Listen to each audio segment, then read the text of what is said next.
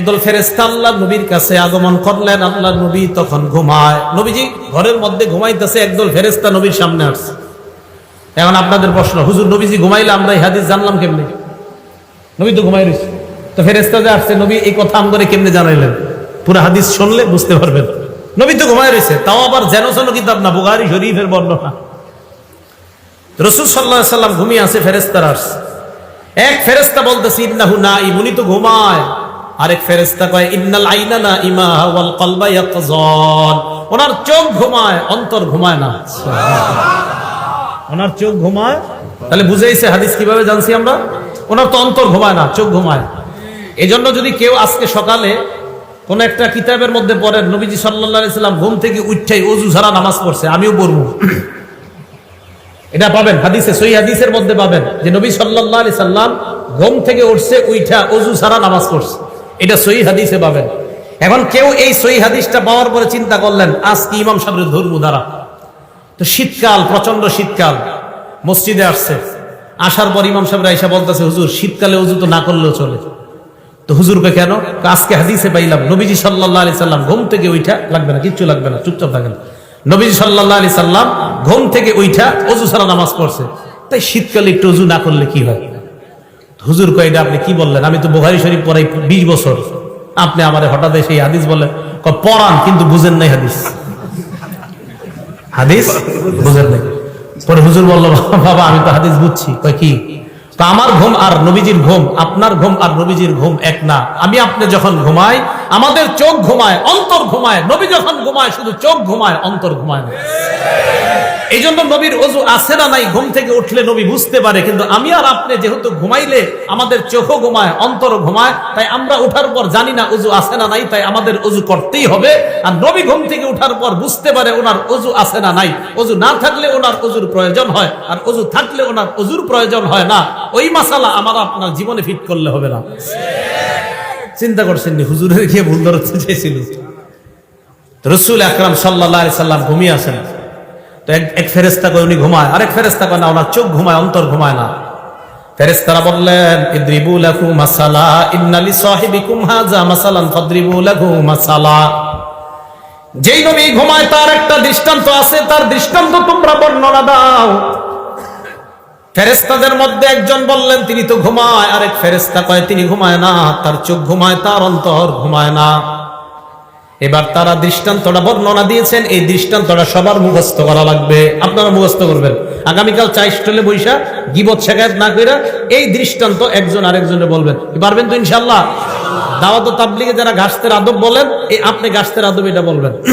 দেখেন নবী সাল্লাল্লাহু আলাইহি সাল্লাম কি বলেন, মাসালুহু কামাসালি রাজুল, আল্লাহ নবীর দৃষ্টান্ত হলো এমন এক ব্যক্তির মতো, বানাদারা, যে ব্যক্তি একটা ঘর বানিয়েছেন, ওয়াজালা ফিহা মাদুবা, ঘরের মধ্যে একটা দস্তরখান বিছিয়েছেন, দস্তরখানের মধ্যে সুস্বাদু রং বেরঙের খাবার, ওয়া বা'সা দাইয়ান, একজন আহ্বানকারীকে বাহিরে পাঠাইছে, যাও রাস্তাঘাটে যাদেরকে পাইবা তাদেরকে দাওয়াত দেওয়ার বলবা এই ঘরের মধ্যে যারা আসবে তারা সুস্বাদু খাবার খেতে পারবে। ফামান আজাবাদ দাইয়া দাখালাদ দার ওয়া আকালা মিনাল মাদুবা। তো একজন আয়েশা বলছে ভাইও অমুক ঘরে সুন্দর দস্তরখান আছে, আপনারা আসেন যারা যারা খাবেন। একদল তার কথা সত্য মনে করছে, করার পর ঘরে গেছে, সত্যি সত্যি দস্তরখানের সুস্বাদু খাবার খাইছে। অমাল্লাম ইউজিবিদ দাইয়া, আরেকদল তার কথার সাড়া দেয় নাই, ওয়ালাম ইয়াকুলিদ দার, ঘরের মধ্যেও ঢুকে নাই, ওয়ালাম ইয়াদখুলিদ দার, ঘরের মধ্যেও প্রবেশ করে নাই, ওয়ালাম ইয়াকুল মিনাল মাদুবা, দস্তরখানের খাবারও খায় নাই। তাহলে যিনি ঘোষণা দিছে তার কথা বিশ্বাস করার ক্ষেত্রে দুই দল, একদল বিশ্বাস করছে, ঘরে গেছে, দস্তরখানের খাবার খাইছে, আরেক দল বিশ্বাস করে নাই, ঘরেও যায় নাই, দস্তরখানের খাবারও খায় নাই। এই কথা ফেরেশতা একদল আরেক দলের সাথে বলা বলি করে, আমার নবী ঘুমায় আছে, তবে নবীর চোখ ঘুমাইতেছে, অন্তর দ্বারা সব উপলব্ধি করতেছে। এই কথা বলার পর ফেরেশতারা বললেন আউযিলুহা লাহু, এটার ব্যাখ্যা দিয়ে দাও, এই যে কথাটা বললাম এটার ব্যাখ্যা দাও। এবার ফেরেশতারা ব্যাখ্যা দিতে লাগলেন, ফাদ্দারাল জান্নাহ, ঘরের দৃষ্টান্ত হলো আল্লাহর জান্নাত, দস্তরখানের দৃষ্টান্ত হলো সুস্বাদু খাবার। জান্নাত যিনি বানিয়েছেন তিনি হলেন আল্লাহ, আল্লাহ জান্নাত বানাইলেন, দস্তরখান বিছাইলেন, একজন আহ্বানকারী পাঠাইলেন। এই আহ্বানকারী অন্য কেউ নয়, এই আহ্বানকারী হলেন যিনি ঘুমিয়ে আছেন, মুহাম্মদ সাল্লাল্লাহু আলাইহি ওয়াসাল্লাম। তাহলে মুহাম্মদ সাল্লাল্লাহু আলাইহি ওয়াসাল্লাম আমাকে আপনাকে ডাকতেছে ওই ঘরের দিকে, ওই দস্তরখানের দিকে। নবীর কথা মানার ক্ষেত্রে আমাদের মধ্যে দুই দল। এক দল কথা বিশ্বাস করে ঘরের মধ্যে যায়, এর মানে যারা নবীর কথা মানবে তারা আল্লাহর জান্নাতের মেহমান, তাহলে তারা জান্নাতের মেহমান হবে। শেষে কি বলে দেখেন, ফামান আতাআ মুহাম্মাদান সাল্লাল্লাহু আলাইহি ওয়াসাল্লাম, যারা আল্লাহর নবীর কথা মেনে নেয় তারা আল্লাহর অনুসারী হয়ে যায়। ওমান আসা মুহাম্মাদান সাল্লাল্লাহু আলাইহি ওয়াসাল্লাম, যারা নবীর কথা না মানে তারা আল্লাহর নাফরমান বান্দা হয়ে যায়। তাহলে দুইটা, একটা নবীরে মানা আর একটা নাফরমানি করা। বলেন আমরা কোনটা মানবো না নাফরমানি করব? মানবো, কারণ এই যে সূরা হাশরে ওয়াদা করছি নবী যা বলবে তা গ্রহণ করব। ভুলে গেছে? কোরআনে না ওয়াদা করছি যে আল্লাহ বলছে নবীরে যা দিয়েছি তা গ্রহণ করবা। আমি গুরুত্বপূর্ণ একটা কথা বলার জন্য শুধু এগুলো বুঝাইতেছি যে আল্লাহ বলছে আমি যা দিয়েছি নবীরে তা গ্রহণ করো। আর আমরাও নবীর থেকে জানলাম হ্যাঁ নবী আপনি আমাদেরকে যা দিবেন আমরা অঙ্গীকারাবদ্ধ গ্রহণ করব। সাহাবা উবাদা ইবনে সামিত রাদিয়াল্লাহু তাআলা আনহু কি বলেন দেখেন, নাসাই শরীফ হাদিস নাম্বার 4149 নম্বর হাদিস। তিনি বলেন বায়া'আন নবী সাল্লাল্লাহু আলাইহি ওয়াসাল্লাম আলা সামঈ ওয়াত তাআ, আমরা নবীর হাতে হাত রেখে বায়াত হলাম আলা সামঈ, নবীর কথা শুনবো, ওয়াত তাআ, নবীর কথা মানবো। বলেন নবীর কথা, নবীর কথা কেন সূরা হাশরে ওয়াদা করছি নবী যা বলবে তা গ্রহণ করব। এখন উবাদা ইবনে সামিত বলেন আমরা নবীর কাছে বায়াত হলাম, নবীর কথা শুনবো, নবীর কথা মানবো।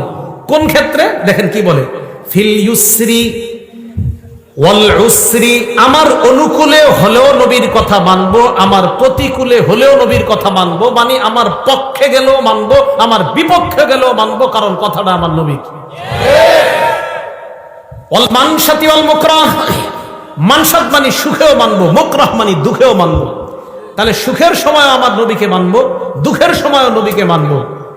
এরপরে বলতেছে ওয়ান লা নুনাজিআল আমরু আহলা, যোগ্য মানুষ যদি যোগ্যতার আসনে বসে যায় এটার বিরোধিতা আমরা করব না, এই মর্মে আমরা বায়াত হলাম।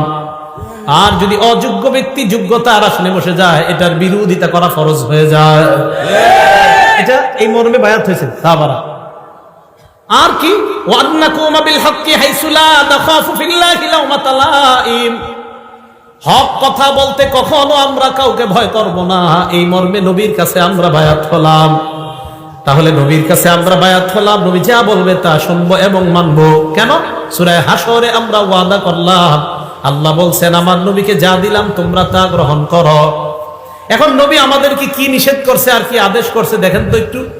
নাসাই শরীফ হাদিস নাম্বার 4161 নাম্বার হাদিস, ক্বালা রাসূলুল্লাহ সাল্লাল্লাহু আলাইহি ওয়াসাল্লাম, আল্লাহ নবী বলেন বায়ুইনি আলা আল্লা তুশরিকু বিল্লাহি শাইআ, আমার কাছে তোমরা বায়াত হও তোমরা আল্লাহর সাথে শিরিক করবে না। তাহলে ওই যে আবার কোরআনে বলছে নবী যা বলবে তা মানবো, নবী বলছে শিরিক করা যাবে না, তাহলে শিরিক করা, শিরিক করা। সেজদা কাকে দিতে হয়? যদি মাজারে সেজদা দেওয়া হয় শিরিক। আর শিরিক বলেন মাজারে সেজদা দিলে সেজদা দিতে হয় কাকে? আল্লাহকে। আল্লাহ বলছে শিরিক করো না, নবীও বলছে শিরিক করো না, তো নবীর কথা কেন মানবো? আল্লাহ বলছে নবী যা দেয় এটা গ্রহণ করো। তাহলে এক নাম্বার শিরিক করো না, এই মর্মে বায়াত হও, তো আমরা বায়াত হলাম। ওয়ালা তাসরিকু, তোমরা চুরি করবে না, বায়াত হও। ওয়ালা তাজিনু, তোমরা ব্যভিচার করবে না, জিনা করবে না, বায়াত হও। জিনা কারে কয়? মানে আমাদের মাথায় একটা আইসা পড়ে যে জিনা মনে হয় ওইটা, না না, সহিহ বুখারী 6612 নম্বর হাদিস, ক্বালা রাসূলুল্লাহ সাল্লাল্লাহু আলাইহি ওয়াসাল্লাম ইন্নাল্লাহা কাতাবা আলা ইবনি আদম হাজ্জাহু মিনাজ জিনা আদরাকা যালিকা লা মাহালা, সমস্ত আদম সন্তান আমি আপনি আলেম জাহেল সবাইকে আল্লাহ জিনা নামক পরীক্ষা দ্বারা পরীক্ষা করবেন। এই পরীক্ষায় সময় পড়তে হবে ফাজিনাল লিসান আল মান্তিক, জবানের জিনা হলো কথা বলা, যেই নারীর সাথে দেখা দেওয়া হারাম, এই নারীর সাথে সরাসরি কথা বলাও হারাম। সরাসরি কথা বলা মোবাইলে, এটা আসতে হইলে বলো, যেই নারীর সাথে সরাসরি দেখা দেওয়া হারাম, এই নারীর সাথে সরাসরি কথা বলা মোবাইলে, হ্যাঁ জোরে বলেন মোবাইলে। তাহলে জিনাল লিসান আল মান্তিক, মুখের জিনা হলো কথা বলা। ওয়া জিনাল আইনি আন নাজরু, চোখের জিনা হলো দেখা, চোখের জিনা দেখা। ওয়ান নাফসু তামান্না ওয়া তাশতাহি, রং নাম্বারে একটা মেয়ের সাথে কথা বললেন, বলার পর বালিশে মাথা লাগিয়ে চিন্তা করতেছেন না জানি মেয়েটা দেখতে কেমন। আল্লাহ নবী কয় অন্তরের জিনা করলা, এটা অন্তরের জিনা। এটা কিসের জিনা? অন্তরের জিনা। তো এই জাতীয় জিনা মনে হয় পুরো এলাকায় স্মার্টফোন তো চালানি না, এটা হওয়ারও সম্ভাবনা নাই। তাহলে রাসূল সাল্লাল্লাহু আলাইহি সাল্লাম বললেন, 1 নাম্বার শিরিক করবে না, 2 নাম্বার চুরি করবে না, 3 নাম্বার জিনা করবে না। তাহলে জিনা, এগুলাও জিনা। হেঁটে হেঁটে কোনো নারীর দিকে যাওয়া পায়ের জিনা, কোনো নারীর শরীর স্পর্শ করতে যাওয়া হাতের জিনা, চ্যাটিং করা কোনো নারীর সাথে মোবাইলে, এটাও হাতের জিনা। অবৈধভাবে কোনো নারীর সাথে চ্যাটিং করা অপ্রয়োজনীয়, এটা হাতের জিনা। কিসের জিনা? হাতের জিনা। হ্যাঁ, হাতের জিনা। এই জিনার মধ্যে লিপ্ত হওয়া যাবে না, এটা রাসূল সাল্লাল্লাহু আলাইহি ওয়াসাল্লাম ওয়াদাবদ্ধ। ওয়ালা তাকতুলু আওলাদাকুম, তোমরা তোমাদের সন্তান হত্যা করবে না। ওয়ালা তাতুনা বিবুহতান তাফতারুনাহু বাইনা আইদিকুম, নিজেরা বানিয়ে মিথ্যা কথা বলবে না। আপনারা অনেক কিছু বানিয়ে বলে ফেলেন, ইমাম সাহেবের নামে বলে ফেলেন, মুয়াজ্জিনের নামে বলে ফেলেন, এলাকার একটা ভালো মানুষের নামে একটা খারাপ কথা রটায়া দিলেন। এটা করা যাবে না। নবীজি বলছেন, ওয়ালা তাসুনি ফি মারুফ, নেক কাজে তোমরা আমার নাফরমানি করবা না। তাহলে রাসূল সাল্লাল্লাহু আলাইহি সাল্লামকে আল্লাহ যা দিয়েছেন এটা গ্রহণ করা, যা থেকে নিষেধ করেছেন এটা থেকে বিরত থাকা। এখন বলেন তো, রাসূল সাল্লাল্লাহু আলাইহি সাল্লাম আমাদেরকে কয়টা জিনিস দিয়ে গেছে? 2টা। প্রথমে বলছে সব নবীরা তার উম্মতকে 2টা বিষয় বলে, ভালো গুণগুলা জানায় দেয়, খারাপ জিনিসগুলা থেকে সতর্ক করে। এখন এই ভালো আর খারাপগুলো আমরা পামু কই? বলেন, যেই জিনিসের মধ্যে পামু এই জিনিসের নাম বলেন কোরআন সুন্নাহ। বলেন কোরআন সুন্নাহ। এখন বলেন তো, নবীর যা কথা মানবো আমরা আর যা থেকে বিরত থাকবো, এটা কয় জায়গায় পাবো? 1 নাম্বার, 2 নাম্বার সুন্নাহ। মনে থাকবে তো? হ্যাঁ। ক্বালা রাসূলুল্লাহ সাল্লাল্লাহু আলাইহি ওয়াসাল্লাম, সহিহুত তারগিব একটা কিতাবের নাম, হাদিস নাম্বার 40। নবীজি বলেন, তারাকতু ফীকুম মা ইন ইতাসামতুম বিহি ফালান তাদিল্লু আবাদা। আমি তোমাদের কাছে 2টি জিনিস রেখে গেলাম, এই 2টি জিনিস যদি তোমরা আঁকড়ে ধরো কখনো তোমরা পথভ্রষ্ট হবে না। 1 নাম্বার কিতাব আল্লাহ, আল্লাহর কোরআন। 2 নাম্বার সুন্নাত রাসূলি, রাসূল সাল্লাল্লাহু আলাইহি ওয়াসাল্লামের সুন্নাত। বলেন, 1 নাম্বার আল্লাহ, 2 নাম্বার রাসূলের সুন্নাত। এখন এইগুলো আমি কেন বলতেছি? হ্যাঁ, বলার কারণ কি? বলার কারণটা হলো ইবনে মাজার 12 নাম্বার হাদিস। বলেন কিতাবটার নাম ইবনে মাজা। কোন কিতাব? হাদিস নাম্বার 12। নবীজি সাল্লাল্লাহু আলাইহি সাল্লাম বলেন, ইউশিকুর রাজুলু মুত্তাকিয়ান আলা আরিকাতি, এমন একটা জামানা আসবে যে জামানায় মানুষ সিংহাসনের মধ্যে ভাত নিয়ে বসবে, সিংহাসনের ভাত নিয়ে বসা থাকবে। ইউহাদ্দাসু বিহাদিসিন মিন্নি, আমার হাদিস তার সামনে পেশ করা হবে। হাদিস পেশ করার পর ওই লোক বলবে, বাইনানা ওয়া বাইনাকুম কিতাবুল্লাহ, আমাদের মাঝে আল্লাহর কোরআন থাকতে হাদিসের কি প্রয়োজন? কোরআন থাকতে হাদিসের, এইটা বলার জন্য আমি এতগুলা কথা বলছি। নবীজিকে যা, নবীজি আমাদেরকে যা দিবে আমরা গ্রহণ করবো, ওয়াদা করছি। এখন হাদিস কে দিছে? আরে হাদিস কে দিছে? নবীজি। আমাদেরকে হাদিসগুলো কে দিয়েছেন? নবীজি। তো এই পণ্ডিতের সামনে হাদিস পেশ করলে বলে আমাদের মাঝে কোরআন আছে, কোরআন থাকতে হাদিসের কি প্রয়োজন? আর আমার নবী যখন নাকি বর্তমান জামানায় কেউ বলে কোরআন থাকতে হাদিসের কি প্রয়োজন, এই কথা বলার সাথে সাথে আমি আরিফ বিন হাবিবের ঈমান আরো বেড়ে যায় আমার নবীর কথার সত্যতার প্রতি। কারণ নবী 1500 বছর আগে বলছে, তোমার মতো মূর্খের যে আরিফ আর ঘটবে, তুমি বলবা কোরআন থাকতে হাদিসের কি প্রয়োজন, তুমি যে এরকম আসবা দুনিয়াতে, এটা নবী 1500 বছর আগে জানায়া দিছে। তাই নবীর কথার প্রতি ঈমান আরো বাইরে গেছে। তো নবীজি বলেন, এমন একটা জামানা আসবে যেই জামানায় এইভাবে মানুষ বসা থাকবে, তার সামনে হাদিস পেশ করা হলে সে বলবে কোরআন থাকতে আবার হাদিসের কি প্রয়োজন, এই কথা বলবে। আর কি যুক্তি দিবে? ফামা ওয়াজাদনা ফীহি মিন হারামিন হারামনা, কোরআনে যেটা হারাম এটাই তো হারাম। ওয়ামা ওয়াজাদনা ফীহি মিন হালালিন ইস্তাহলালনা, কোরআনের হালালকে হারাম হালাল মানলাম। আচ্ছা বলেন তো, আমরা মুসলমানরা কোরআনের হারামকে হারাম মানি কিনা? কোরআনের হালালকে হালাল মানি কিনা? তো ওই লোক যুক্তি দিয়ে আপনারে বুঝাবে কোরআনের হারামকে হারাম মানি, কোরআনের হালালকে হালাল মানি, হাদিসের কি প্রয়োজন, এই যুক্তি আপনাকে দিবে। তখন আপনি পাল্টা প্রশ্ন করবেন, ভাই কোরআনের মধ্যে আছে রুকু করো, কোরআনের মধ্যে আছে সিজদা করো, ইয়া আইয়ুহাল্লাযীনা আমানুর কাউ, হে ঈমানদারগণ তোমরা রুকু করো, ওয়াসজুদু সিজদা করো। কোরআনের মধ্যে নাই 4 রাকাত যোহর করো, এটা কোরআনে। ফজর 2 রাকাত ফরজ, এটা কোরআনে নাই। আসর 4 রাকাত ফরজ, এটা কোরআনে নাই। মাগরিব 3 রাকাত ফরজ, এটা কোরআনে নাই। এশা 4 রাকাত ফরজ, এটা কোরআনে নাই। কোরআনে আছে নামাজ পড়ো, কোরআনে আছে রুকু করো, কোরআনে আছে সিজদা করো। হাদিসের মধ্যে আছে নামাজ এইভাবে পড়ো, হাদিসের মধ্যে আছে ফজর এইভাবে পড়ো। অতএব শুধু কোরআন আর শুধু হাদিস, একটা বাদ দিয়ে আরেকটা মানার নাম মুনাফিক মার্কা ইমানদার। তাহলে কোরআন হাদিস একটা বাদ দিয়ে আরেকটা না, উভয়টা। মাশাআল্লাহ, তো বুঝে আসছে। কোরআনে আছে রুকু করো, কিন্তু কিভাবে করবেন এটা কোরআনে নাই। কোরআনে আছে সেজদা করো, কিভাবে সেজদা করবেন এটা কোরআনে নেই, এটা হাদিসে আছে। তাহলে কোরআন হাদিস উভয়টা মানতে হবে। সূরা নিসা আছে ফানকিহু মা তাবা লাকুম মিনান নিসা, নারীদের মধ্য থেকে যাদেরকে পছন্দ হয় তাদেরকে বিয়ে করো, এটা কোরআনে আছে। সূরা নূরের মধ্যে আছে ওয়ানকিহুল আয়ামা, তোমাদের মধ্যে যারা বিবাহের করতে পারে না, যারা এখনো বিবাহ করে নাই, যাদের বিয়ে হয় নাই নারী পুরুষ, তাদের বিয়ে করায় দাও। সূরা নিসা আছে বিয়ে করো, সূরা নূরে আছে বিয়ে করাও। কিভাবে বিয়ে করাইবা এটা কোরআনে কোথাও লেখা নেই। এই যে দুইজন বসবে, বসার পরে একজনে ইজাব বলবে, আরেকজন কবুল বলবে, এত টাকা দেন মোহরের বাবদ তোমাকে প্রস্তাব করলাম, তুমি রাজি থাকলে কবুল বলো, এটা কোরআনে কোথাও লেখা নাই। কোরআনে আছে বিয়ে করো, কোরআন আছে বিয়ে করাও, হাদিসে আছে কিভাবে বিয়ে করাও। তাহলে কোরআন হাদিস না কোরআন হাদিস দুইটা, এই তো বুঝে আসছে আপনাদের। তাহলে একটা বাদ দিয়ে আরেকটা, তো নবীজি 1500 বছর আগে বলছে একটা দলের আবির্ভাব ঘটবে, তারা বলবে শুধু কোরআন মানলেই চলবে, হাদিস মানার কোনো দরকার নাই। তো রাসূল আকরাম সাল্লাল্লাহু আলাইহি সাল্লামের এই ব্যাপারে আল্লাহ কোরআনে বলছে নবী যা দিয়েছে এটা গ্রহণ করো। বলেন আমাদের নবী আমাদেরকে শুধু কোরআন দিছে না কোরআন সুন্নাহ দুইটা দিছে? মাশাআল্লাহ, তুমি বুঝে আসছে সবার। এই জিনিস দুইটাই আমরা গ্রহণ করব, এটা রাসূল সাল্লাল্লাহু আলাইহি সাল্লাম আমাদেরকে দিয়েছেন, আর আমরা কোরআনে ওয়াদা করছি। আল্লাহ এটাই বলতেছে আল্লাযীনা ইয়ানকুদুনা আহদাল্লাহি মিন বাদি মিসাকি, যারা আল্লাহর সাথে কৃত ওয়াদা ভঙ্গ করে। আল্লাহ আমরা ওয়াদা করছি আপনার নবী যা দিবে তা গ্রহণ করব, এই ওয়াদা আমরা ভঙ্গকারী হব না, আর ওয়াদা ভঙ্গকারী হলে আমরা ফাসিক হয়ে যাব। নাউজুবিল্লাহ। কি কথা মনে থাকবে? এবার পরের অংশে যাই। আল্লাযীনা ইয়ানকুদুনা আহদাল্লাহি মিন বাদি মিসাকি, পরের অংশটা শুরু করলে কেউ উঠেন না, আল্লাহর হস্তে উঠবেন না। কারণ পরের অংশটা এমন একটা বিষয়, এটা শুনলে অনেক উঠা যায়, উঠেন না কিন্তু। হ্যাঁ, ওয়ায়াকতাউনা মা আমারাল্লাহু বিহি আন ইউসালা, আল্লাহ যা জোড়া লাগাইতে আদেশ করে তারা তা ছিন্ন করে। ফাসিকদের দ্বিতীয় পরিচয় দিচ্ছে আল্লাহ, আল্লাহ যা জোড়া লাগাইতে বলে তারা সেটা ছিন্ন করে। আল্লাহ জোড়া লাগাইতে বলে আত্মীয়তার সম্পর্ক, এটা তারা ছিন্ন করে। কিসের সম্পর্ক? কিসের? রক্তের সম্পর্ক, আত্মীয়তার সম্পর্ক। বলেন রক্তের সম্পর্ক, আত্মীয়তার সম্পর্ক। সহিহ বুখারী হাদিস নাম্বার 5983 নাম্বার হাদিস।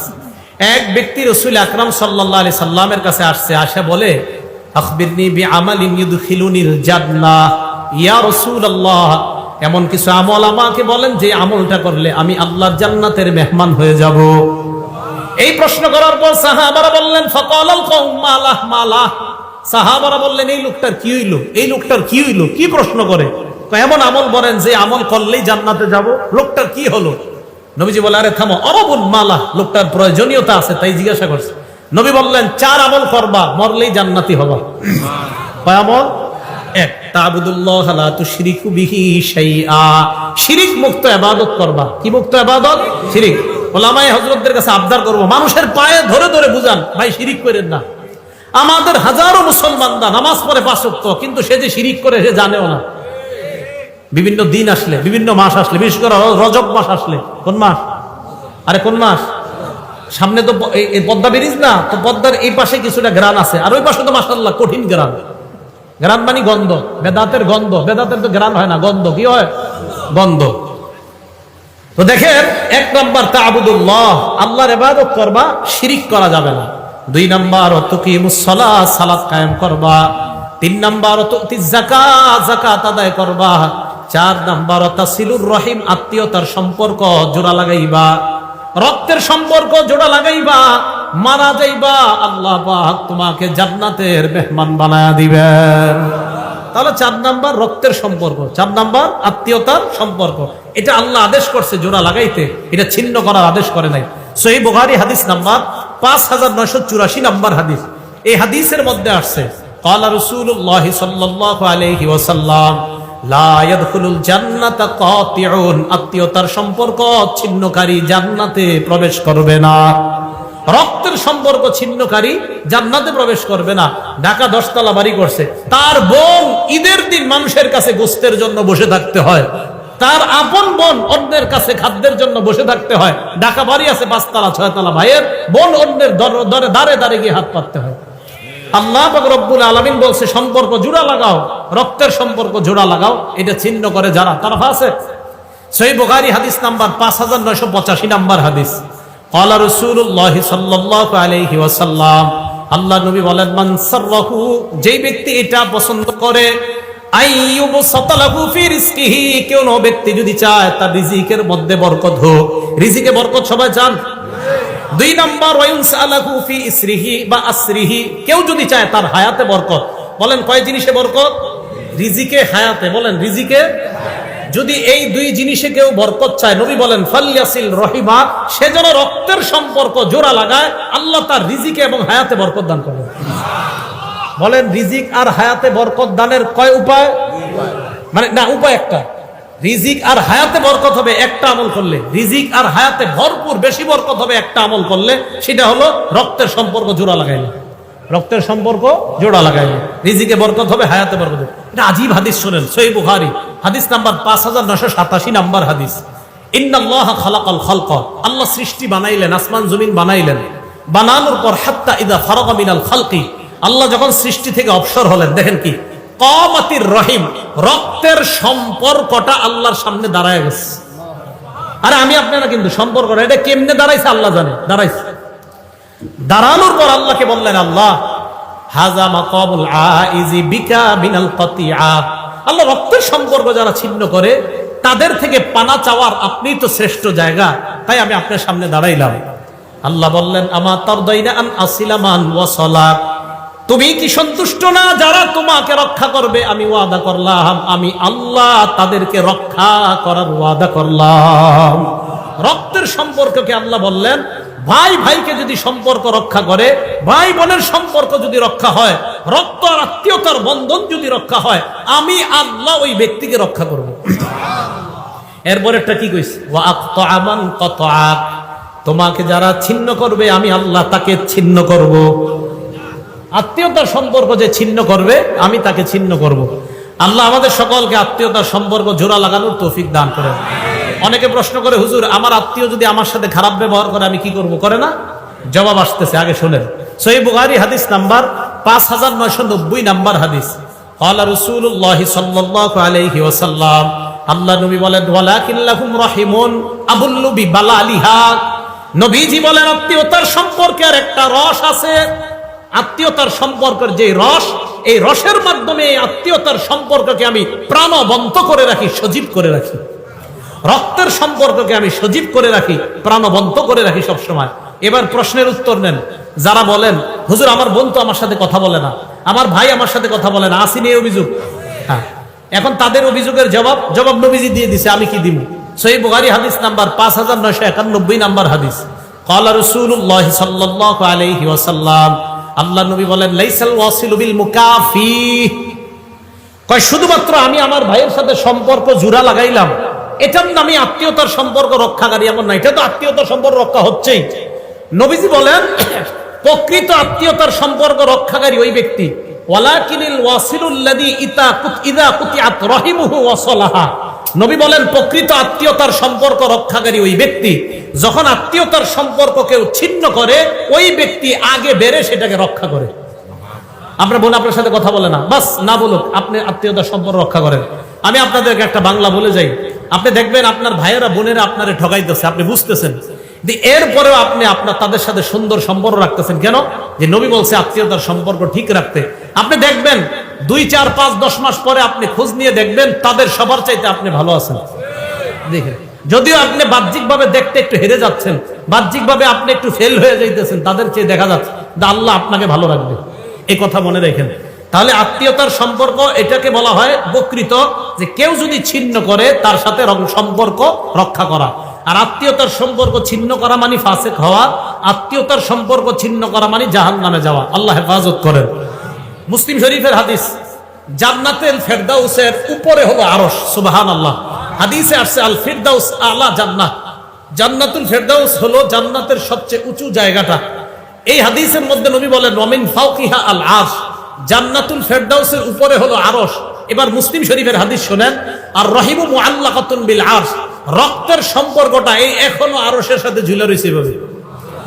এইভাবে ঝুলে ঝুলে রক্তের সম্পর্ক আর আত্মীয়তার সম্পর্ক বলতে থাকে, মান ওয়াসালানি ওয়াসালাহুল্লাহ, আমাকে যারা রক্ষা করে আল্লাহ যেন তাদেরকে রক্ষা করে। অমান কতানি কতাহুল্লাহ, রক্তের সম্পর্ক ঝুলে ঝুলে বলে আমাকে যারা ছিন্ন করে আল্লাহ যেন তাদেরকে ছিন্ন করে দেয়। নাউজুবিল্লাহ। রক্তের সম্পর্ক আরশের সাথে ঝুলে ঝুলে বলে আমাকে যারা রক্ষা করে আল্লাহ যেন তাদেরকে রক্ষা করে, আমাকে যারা ছিন্ন করে আল্লাহ যেন তাদেরকে ছিন্ন করে। আল্লাহ আমাদের সকলকে রক্তের সম্পর্ক রক্ষা করার তৌফিক দান করে। আবু দাউদ শরীফ হাদিস নাম্বার 4902 নাম্বার হাদিস, নবীজি সাল্লাল্লাহু আলাইহি সাল্লাম বলেন, মা মিন আজদারু আইয়ুআজ্জিলাল্লাহু লিসাহিবিহিল উকুবাতা ফিদ দুনিয়া ওয়া মা ইয়াদখিরু লাহু ফিল আখিরাহ মিসলুল বাগী ওয়া কাতিআতির রাহিম। রাসূল সাল্লাল্লাহু আলাইহি সাল্লাম বলেন, কোন অপরাধ এত ভয়ঙ্কর না, রক্তের সম্পর্ক ছিন্ন করা এত ভয়ঙ্কর অপরাধ, আত্মীয়তার সম্পর্ক ছিন্নকারীকে আল্লাহ দুনিয়াতে তো শাস্তি দিবেই, আখিরাতেও যে তার জন্য কি ভয়ঙ্কর শাস্তি আল্লাহ প্রস্তুত করে রাখছে, অন্য কোনো অপরাধের জন্য এত ভয়ঙ্কর শাস্তি রাখছে কিনা নবী বলে আমার জানা নাই। এই অপরাধের জন্য আল্লাহ যেই পরিমাণ শাস্তি আল্লাহ প্রস্তুত করে রাখছে, তাহলে আত্মীয়তার সম্পর্ক ছিন্নকারীকে দুনিয়াতেও শাস্তি দিবে, আখিরাতেও শাস্তি দিবে। আবু দাউদ শরীফের হাদিস। সহিহ বুখারী হাদিস নাম্বার 6138 নাম্বার হাদিস। বলেন আল্লাহরে বিশ্বাস করি কারা কারা? হাত উঠায় রাখেন, বিশ্বাস করি সবাই। তাহলে হাত উঠায় হাদিসটা শুনেন। ক্বালা রাসূলুল্লাহ সাল্লাল্লাহু আলাইহি ওয়াসাল্লাম, মান কানা ইউমিনু বিল্লাহি ওয়াল ইয়াউমিল আখির।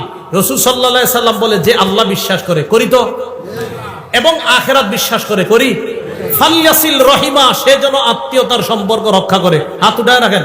আত্মীয়তার সম্পর্ক রক্ষা করা মানে আল্লাহরে বিশ্বাস করা, আত্মীয়তার সম্পর্ক রক্ষা করা মানে আখিরাত বিশ্বাস করা। তাহলে আমরা আল্লাহ মানি, আখিরাত মানি, তাহলে রক্তের সম্পর্ক ছিন্ন হয়ে থাকলে তার সাথে রক্তের সম্পর্ক জোড়া। আল্লাহ তৌফিক দান করেন। ভাই কথা বলে না, আপনি আগায় কথা বলবেন। বোন কথা বলে না, আপনি আগায় কথা বলবেন। আপন ভাই ভাইকে 40 বছর একজন আরেকজনের চেহারার দিকে তাকান, কত বড় ভয়ঙ্কর কথা। বাবা চাচার সাথে কথা বলে না দেখা ভাতিজাও চাচারে সালাম দেয় না। আরে এটা কেমন কথা? আপনার বাবা আর চাচার মধ্যে একটু দ্বন্দ্ব হয়েছে, এটা ভাই ভাইয়ের অভিমানের ব্যাপার। আপনি ভাতিজা চাচারে দেখলে সালাম না দিয়ে আরেক রাস্তায় কিভাবে যান? এটা কেন? এটা যেন না হয়। ইবনে মাজাহ 3251 নম্বর হাদিস। রাসূল আকরাম সাল্লাল্লাহু আলাইহি সাল্লাম বলেন, নিরাপদে কারা কারা জান্নাতে যাইতে চাও? নিরাপদে সবাই জান্নাতে যাইতে চাই? রাসূল আকরাম সাল্লাল্লাহু আলাইহি সাল্লাম বলেন, নিরাপদে যদি জান্নাতে চাইতে চাও কয়েকটা আমল করবা। ইয়া আইয়ুহান নাস আফশুস সালাম, হে মানুষ তোমরা সালাম দাও। ওয়া আতিমুত তাআম, তোমরা খাবার খাওয়াও। ওয়া সিলুল আরহাম, রক্তের সম্পর্ক রক্ষা করো। ওয়া সাল্লু বিল লাইলি ওয়ান নাসু নিয়াম, রাতের বেলা মানুষ যখন ঘুমায় তখন তাহাজ্জুদের নামাজ পড়ো। তাদখুলুল জান্নাতা বিসালাম, মরো আর নিরাপদে জান্নাতে প্রবেশ করো। সালাম দাও, 2 নাম্বার খাবার খাওয়াও, 3 নাম্বার আত্মীয়তার সম্পর্ক রক্ষা করো, 4 নাম্বার রাতের বেলা তাহাজ্জুদের সালাত পড়ো, নিরাপদে জান্নাতে প্রবেশ করো। কথা কি বুঝে আসছে সবার? তাহলে ফাসিক কারা? আল্লাযীনা ইয়ানকুদুনা আহদাল্লাহ, যারা আল্লাহর সাথে কৃত অঙ্গীকার ওয়াদাকে যারা ভঙ্গ করে। আর আল্লাহর ওয়াদা কি কি এই ব্যাপারে আমরা নবীজির বিস্তর অনেকগুলো আলোচনা করলাম। এরপরে ওয়ায়াকতাউনা মা আমারাল্লাহু বিহি আইয়ুসালা, আল্লাহ যা জোড়া লাগাইতে বলে এটা যারা ছিন্ন করে। 3 নাম্বার ওয়ায়ুফসিদুনা ফিল আরদ, যারা জমিনে ফাসাদ সৃষ্টি করে, শান্তির পরিবর্তে যারা অশান্তি সৃষ্টি করে, তাদেরকে আল্লাহ ফাসিক বললেন। শেষে আল্লাহ বলেন, উলাইকা হুমুল খাসিরুন, তারা হলো ক্ষতিগ্রস্ত। ভাই আপনাদের কাছে হাত জোর করে আবদার, আমি আপনি মরার সময় আমার আপনার নামের পিছনে যেন ক্ষতিগ্রস্ত শব্দটা লেখা না হয়, আমার আপনার নামের পাশে যেন সফল ইমানদার লেখা হয়ে যায়। আজকে এই মুহূর্ত থেকে চেষ্টা করা, আল্লাহ সফল মুমিন বানায়া কবরে যাওয়ার সময়ও সফল মুমিন ঘোষণা করে আমার মৃত্যুটা দিয়ে আপনি আমাকে কবরে নিয়েন, এই দোয়া আল্লাহর কাছে করা। আল্লাহ পাক রব্বুল আলামিন আমাদের সকলকে সূরা বাকারার এই আয়াতের যে শিক্ষা, 1 নাম্বার আল্লাহর ওয়াদা ভঙ্গ না করা, 2 নাম্বার রক্তের সম্পর্ক ছিন্ন না করা, 3 নাম্বার পৃথিবীতে অশান্তি সৃষ্টি না করা, এই অপরাধগুলো থেকে যেন বেঁচে থাকতে পারি, আল্লাহ তৌফিক দান করেন। আমিন। ওয়া আখিরু দাওয়ানা আনিল হামদুলিল্লাহি রাব্বিল আলামিন।